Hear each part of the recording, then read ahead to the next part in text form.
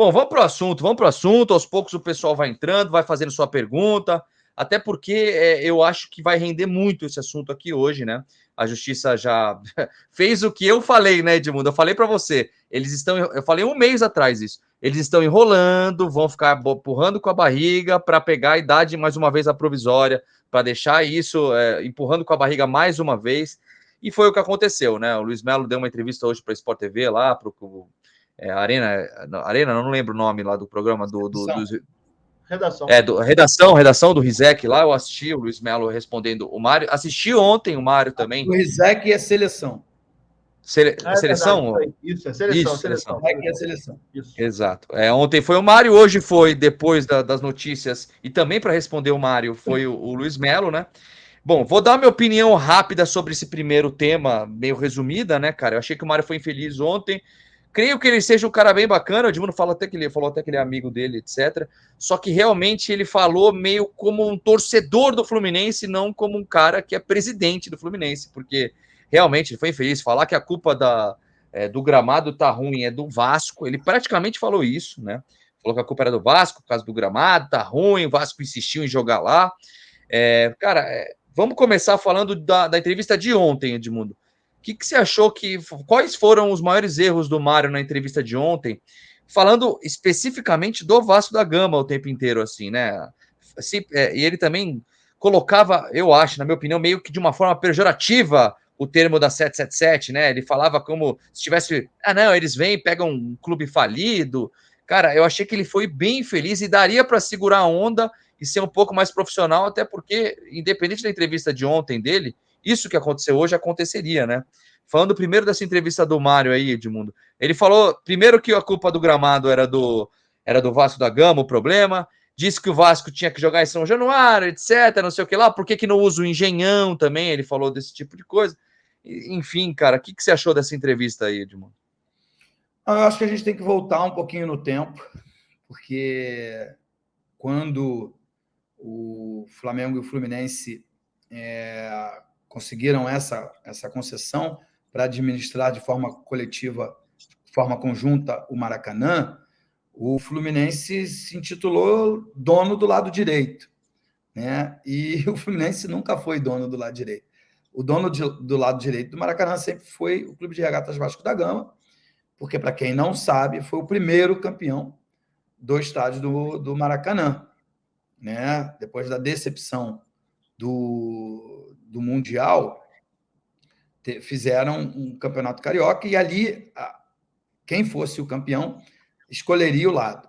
O Vasco foi o campeão, escolheu o lado direito, ao lado direito das cabines, e o Flamengo, vice-campeão na ocasião, ficou com o lado esquerdo.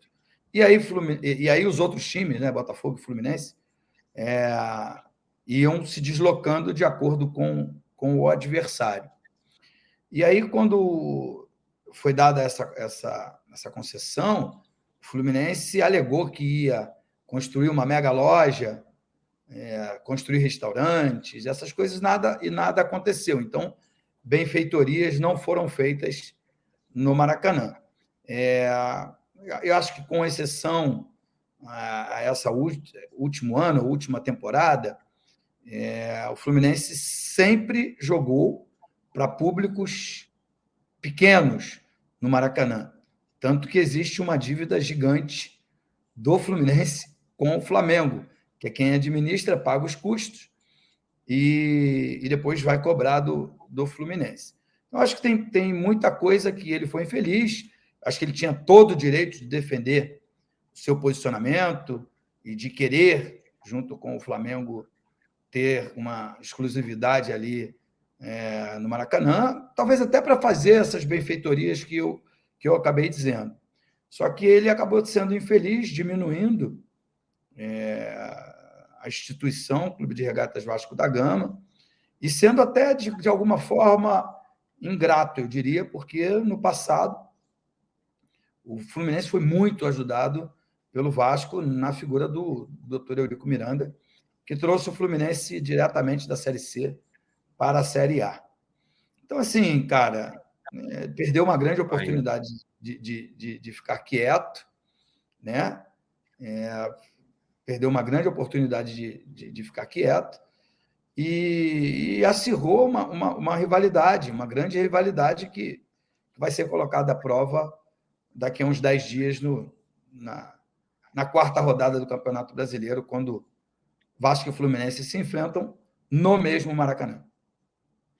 Até coloquei a imagem enquanto o Edmundo falava, que eu tinha separado. Um abraço pro Edu, do Vasco Connection, que mandou para mim aí, para lembrar de colocar essa imagem aí, né? Realmente, né, o Juninho, falando sobre isso, né, claro que é um assunto amplo, por isso que eu tô até dividindo em partes. Primeiro, falando sobre a entrevista que eu achei muito infeliz do Mário, cara. Ele é um cara inteligente, claramente é um cara inteligente. A gente percebe isso, é um cara que está administrando muito bem o Fluminense voltou a ganhar títulos, etc., a jogar bem, a ser protagonista com ele. Mas, cara, nesse sentido da entrevista, principalmente, cara, é claro que antes veio aquela nota não, né? Aquela ação do Fluminense e o Flamengo, colocando como se fossem os maiores do Rio de Janeiro, que eu achei uma bobagem gigantesca, mas tudo bem, não vem ao caso. Sobre essa entrevista aí, Juninho, o que falar do que o Mário falou, né? Antes mesmo de acontecer o que aconteceu hoje da licitação, empurrar com a barriga mais alguns meses aí. Pois é, né, cara? Aproveitar para mandar um abraço pro Edu também, do Vasco Connect. Eu encontrei com ele no aeroporto, voltando de BH. Tava tomando uma cerveja lá, porque ele tava com medo do avião. Vou dedurar ele aqui, ó. Tava com um latão na mão, falou, pô, vou ficar bêbado que eu tenho medo de voar. Figuraça.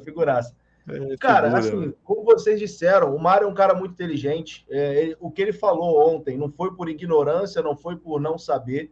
Ele estava ciente ali de tudo que ele estava falando, ele estava ciente que algumas coisas que ele estava falando ali não eram verdades ou que eram meia-verdades, né, que estavam distorcidas ali para favorecer a narrativa dele. E acho que a entrevista dele ontem foi exatamente isso, cara, um fortalecimento de narrativa. Por isso que foi importante hoje o Vasco se posicionar, e vi muita gente ontem cobrando que o Vasco entrasse ao vivo logo depois, para pegar ali a mesma audiência, para falar ali logo depois do presidente Fluminense, para rebater, porque no fim das contas isso acaba sendo uma guerra de narrativa, né? E talvez o cara que está assistindo ali o programa, que não torce para o Vasco, nem para o Flamengo e Fluminense, que está acompanhando de outro estado, o cara assiste o que o Mário está falando e realmente acredita que a 777 quer pegar o Maracanã para tirar Flamengo e Fluminense de lá, para o Vasco jogar e fazer show de rock, fazer show internacional.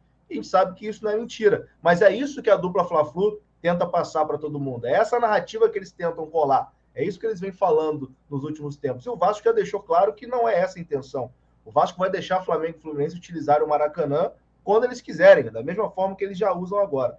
Então, assim, o Mário é um cara muito inteligente, eu acho que ele tentou fazer esse fortalecimento de narrativa, aproveitou também para provocar o Vasco, ele está num momento bom com a torcida do Fluminense. Eu não sei se esse é ano de eleição no Fluminense, quando é. Não. Ele ganhou eleição em novembro do ano passado. Então, não sei como é. 3 anos de mandato. Não sei como é a política do Fluminense, mas a gente sabe também que em clube associativo o Cartola tem que estar ali também sempre bem com a torcida a seu favor, a torcida comprando a sua briga, o seu barulho. Ele está no momento onde o Fluminense está bem, onde o Fluminense foi campeão carioca em cima do rival. Então, aproveitou para dar uma tripudiada no Vasco ali.